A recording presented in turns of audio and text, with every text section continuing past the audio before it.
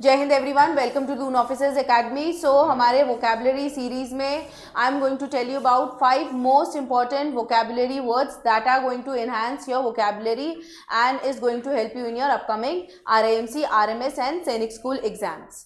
Okay, so moving on with our first word for today we have is articulate. Articulate का मतलब क्या होता है? ठीक है, articulate का मतलब वैसे होता है हमारा to express thoughts and ideas clearly and effectively in speech or writing. Means कोई इंसान अपने जो स्पीच या राइटिंग में अपने आइडियाज़ को क्लियर मैनर में एक्सप्रेस कर पाता है तो उसी इंसान को हम आर्टिकुलेट बोलते हैं. ठीक है, somebody who is able to express his thoughts and ideas in a clear manner और इफेक्टिव मैनर इन स्पीच और राइटिंग. ठीक है, अब अगर आप बोलते अच्छा हैं या कोई भी आप आइडिया उसको प्रॉपर मैनर में कन्वर्ट कर सकते हैं या बता सकते हैं तो या आप आर्टिकुलेट इन स्पीच होंगे या मतलब like you are articulate while speaking or you can express while writing also.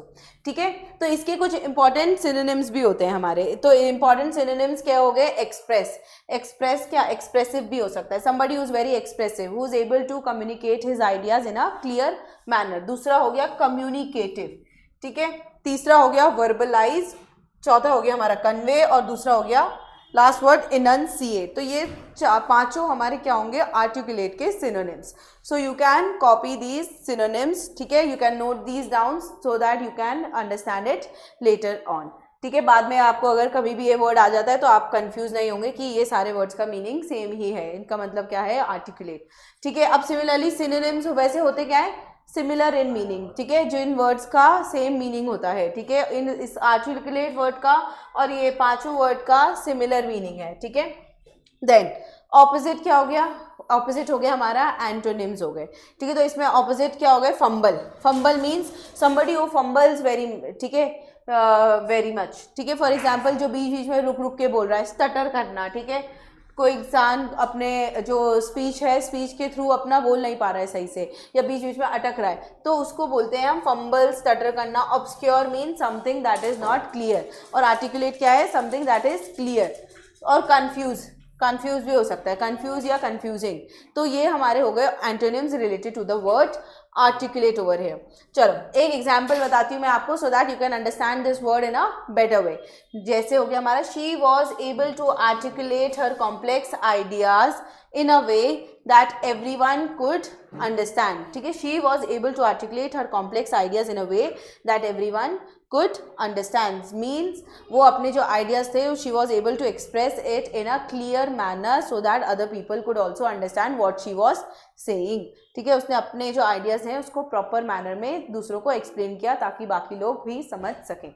ठीक है, तो ये हमारा था first word for today's vocabulary class. ठीक है, तो सेकेंड वर्ड पे चलते हैं हम. आई होप आपको पहला वर्ड क्लियर हो गया होगा. ठीक है, चलो moving on with the second word we have is, second word है हमारा एम्पैथी. एम्पैथी क्या होता है? एम्पैथी होता है हमारा the ability to understand and share the feelings of another person. ठीक है, एम्पैथी हो गया the ability to understand and share the feelings of another person. Means जो आप सपोज किसी इंसान को समझ सकते हैं, किसी की फीलिंग्स को समझ सकते हैं और उसकी फीलिंग्स और इमोशंस को आप शेयर भी कर सकते हैं. ठीक है, आपको उसके जो फीलिंग्स और इमोशंस हैं आप दूसरे इंसान के वो भी समझ सकते हैं तो इसको बोला जाता है एम्पैथी. ठीक है, और इसके सिनोनिम्स क्या हो गए? कंपैशन. कंपैशन भी यही होता है empathy. You are very compassionate means you are able to understand others. आप दूसरों को भी समझ सकते हैं, उनके इमोशंस हो गए, उनके फीलिंग्स हो गए.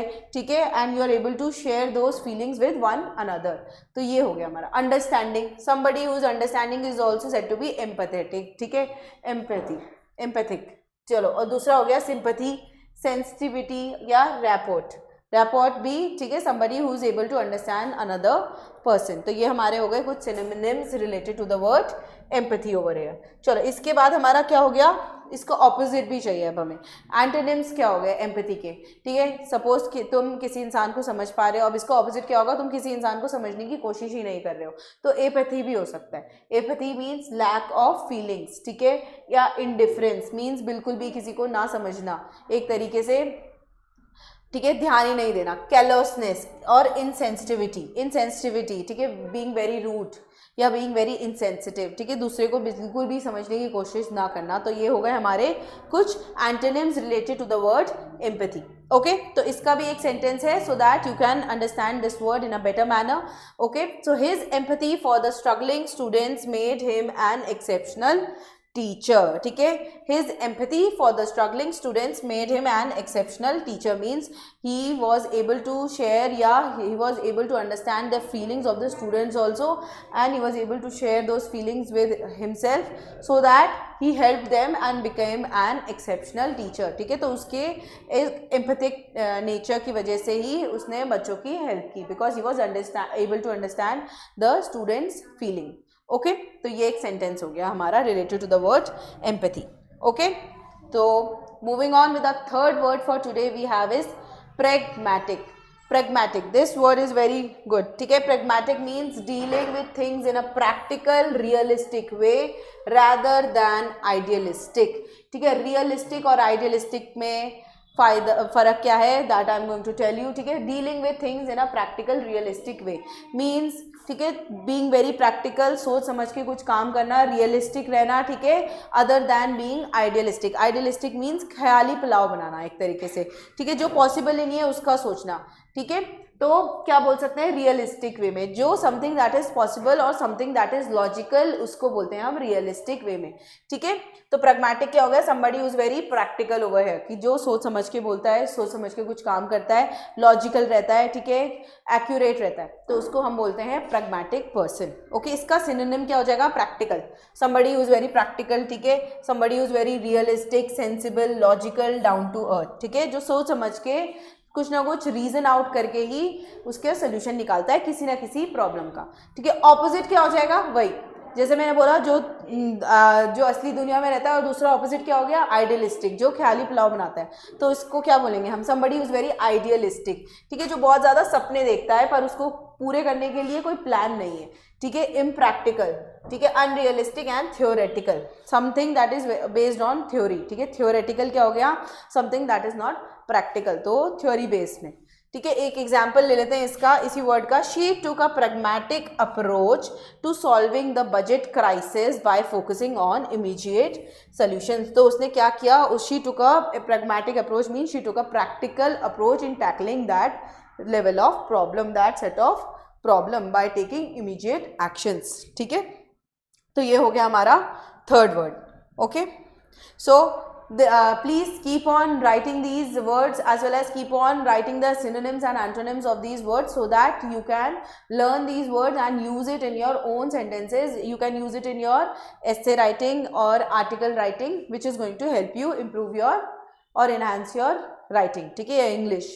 चलो आगे बढ़ते हैं। हमारा fourth word for today we have is perseverance. Perseverance का मतलब क्या होता है, ठीक है, perseverance means persistent in doing something despite difficulty और डिले इन अचीविंग सक्सेस, ठीक है। समबडी, इसका बेसिक सिंपल मीनिंग ये है, somebody who doesn't gives up easily, somebody who keeps on trying until the end, या जब तक उसको सक्सेस मिल नहीं जाती, ठीक है। Who keeps on working hard despite facing several challenges in life या सेवरल फेलियर्स इन लाइफ, ठीक है। परसिस्टेंस, परसिवियरेंस का मतलब यही है, persistence in doing something despite difficulty. कोई भी प्रॉब्लम आ जाए, कुछ भी हो जाए, you are not going to give up on your dreams या ऑन योर गोल्स, तो उसको बोलते हैं हम परसिवियरेंस, ठीक है। सिनोनिम क्या हो गया हमारे, परसिस्टेंट, ठीक है, जो लगातार लगा रहता है। Determination, determination is also a synonym of perseverance. Determination क्या हो गया, for example, you are not giving up on your dreams and goals, you are continuously working towards it despite having any kind of challenges. Tenacity हो गया, endurance हो गया, steadfastness हो गया, ये हमारे हो गए सिनोनिम्स ऑफ परसिवियरेंस, ठीक है। एंटोनिम्स क्या हो जाएगा, अब क्या है, somebody who is very like dedicated और डिसिप्लिन टुवर्ड्स द गोल और who is very determined towards the goals. उसका ऑपोजिट क्या हो जाएगा, जिसको कोई इंटरेस्ट ही नहीं है या जो बहुत इजीली गिव अप कर जाता है, तो सरेंडर, अबैंडनमेंट, गिविंग अप या क्विटिंग। तो ये चारों वर्ड्स क्या हो गए हमारे एंटोनिम ऑफ परसिवियरेंस, जो बिल्कुल छोड़ देता है, ठीक है, बिल्कुल क्विट कर देता है। तो ये हो गए हमारे एंटोनिम्स, ठीक है। एग्जाम्पल ले लेते हैं इसका। दो Through sheer perseverance, he finally mastered the difficult piano piece after months of practice. ठीक है, through sheer perseverance means she consistently did her practice. ठीक है, did his practice and he finally mastered the difficult piano piece after months of practice. ठीक है, for example piano piece का जो practice किया उसने इतनी बार किया होगा, कभी ट्राई किया होगा तो फेल हुआ होगा बार बार, but he did not give up, so he kept on trying until he mastered his piano का पीस. ठीक है, so this is a example sentence over here. चलो, so I hope you understood this word perseverance over here. Moving on with the last word for today we have is innovation. Innovation का मतलब होता है the introduction of new ideas, methods और products या creative problem solving. ठीक है, innovate करना, कोई भी चीज़ का नया आविष्कार करना. इनोवेशन का हिंदी में मतलब क्या हो जाएगा, एक तरीके से किसी भी चीज़ का आविष्कार करना. ठीक है, the introduction of new ideas, methods और प्रोडक्ट्स, क्रिएटिव प्रॉब्लम सॉल्विंग. तो कोई भी चीज़ का एक तरीके से निर्माण करना. ठीक है, कोई भी नया आइडिया हो, मेथड हो या कोई प्रोडक्ट हो, उसको इनोवेट करना या क्रिएट करना बेसिकली. ठीक है, इनोवेशन से सिनोनिम्स क्या होंगे हमारे रिलेटेड, क्रिएटिविटी होगा, क्रिएटिविटी. ठीक है, कोई भी चीज़ को, कोई नई चीज़ को क्रिएट करना. इन्वेंशन, ठीक है, कोई भी चीज़ को इन्वेंट करना. ओरिजिनलिटी, एडवांसमेंट या ब्रेक थ्रू. ब्रेक थ्रू भी बोल सकते हैं कि कोई इंपॉर्टेंट चीज़ के बारे में आपको पता चला या कुछ फाइंडिंग हो गई तो उसके बारे में भी उसको हम इनोवेशन बोल सकते हैं. ठीक है, अब सपोज कोई इंपॉर्टेंट चीज़ आपने फाइंड की, उसको हम इनोवेटिव बोलेंगे या इनोवेशन बोलेंगे, क्रिएटिविटी बोलेंगे या इन्वेंशन बोलेंगे. ठीक है, इसका ऑपोजिट क्या हो जाएगा, ट्रेडिशन, कन्वेंशन, स्टैग्नेशन या इमिटेशन. ट्रेडिशन मीन्स जो पहले से चला आ रहा है उसी को कंटिन्यू कर रहे हैं हम. कन्वेंशन, स्टैग्नेशन और इमिटेशन मीन्स वही. ठीक है, जैसा पहले था वैसे ही है, कोई इंप्रूवमेंट नहीं है, आगे बस सेम उसी को फॉलो किया जा रहा है. ठीक है, तो इसका हमारा इस लास्ट वर्ड का एक एग्जाम्पल है हमारा, the company's focus on innovation led to the development of ground breaking technology. ठीक है, the company's focus on innovation led to the development of ground breaking technology. तो कंपनी ने क्या किया, इनोवेशन पे फोकस किया, तो उन्होंने क्या किया, कोई नई टेक्नोलॉजी का आविष्कार कर लिया. तो ये हमारे 5 इंपॉर्टेंट words थे. Okay, so these were the 5 most important vocabulary words for our today's vocabulary series. I hope you all understood these words. ठीक है, please keep on revising. All the best for your upcoming exams. Jai Hind. Thank you for watching.